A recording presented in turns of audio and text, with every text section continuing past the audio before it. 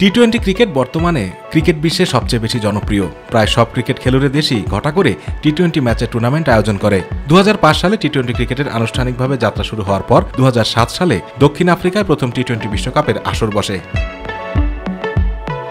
2005 সালে 17 ফেব্রুয়ারি দুই প্রতিবেশী দেশ নিউজিল্যান্ড এবং অস্ট্রেলিয়া অকল্যান্ডের ইডেন পার্কে প্রথম আন্তর্জাতিক টি-20 ম্যাচে মুখোমুখি হয়েছিল। এর আগে ঘরোয়া ক্রিকেটে টি-20 ম্যাচ অনুষ্ঠিত হলেও প্রথম আন্তর্জাতিক ম্যাচ ছিল এটি। দুই দলের শরীরী ভাষা দেখে বোঝা মুশকিল ছিল আদৌ এটি কোনো আন্তর্জাতিক ম্যাচ ছিল কিনা। জার্সিতে সবার আসল নামের পরিবর্তে ডাকনাম লেখা ছিল। অস্ট্রেলিয়ার ক্রিকেটারদের তুলনায় নিউজিল্যান্ডের ক্রিকেটাররা বেশি খোশমেজাজি ছিলেন। নকল গোঁফ এবং পরচুলা লাগিয়ে খেলতে নামেন কিউই ক্রিকেটাররা। অকল্যান্ডের আনন্দঘন পরিবেশে টস জিতে প্রথমে ব্যাট করার সিদ্ধান্ত নিয়েছিলেন রিকি পন্টিং। মাত্র 21 রানে দুই ওপেনার গিলক্রিস্ট ও মাইকেল ক্লার্কের উইকেট হারানোর পর দলের দায়িত্ব নিজের কাঁধে নিয়ে 55 বলে 8টি 4 এবং 5টি 6 মারে 98 রানে অপরাজিত ইনিংস খেলেন 4 নম্বরে ব্যাট করতে নামা পন্টিং। এতে অস্ট্রেলিয়ার নির্ধারিত 20 ওভারে 5 উইকেটে 214 রান সংগ্রহ করে। নিউজিল্যান্ড নিজেদের ইনিংসের শেষ বলে অল আউট হওয়ার আগে 170 রান সংগ্রহ করে।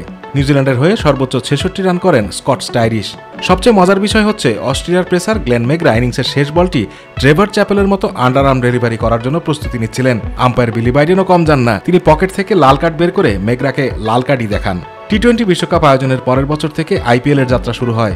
আইপিএল টি-20 ক্রিকেটে যোগ করে নতুন মাত্রা। আতিকুর রহমান তিতাস, মাই টিভি।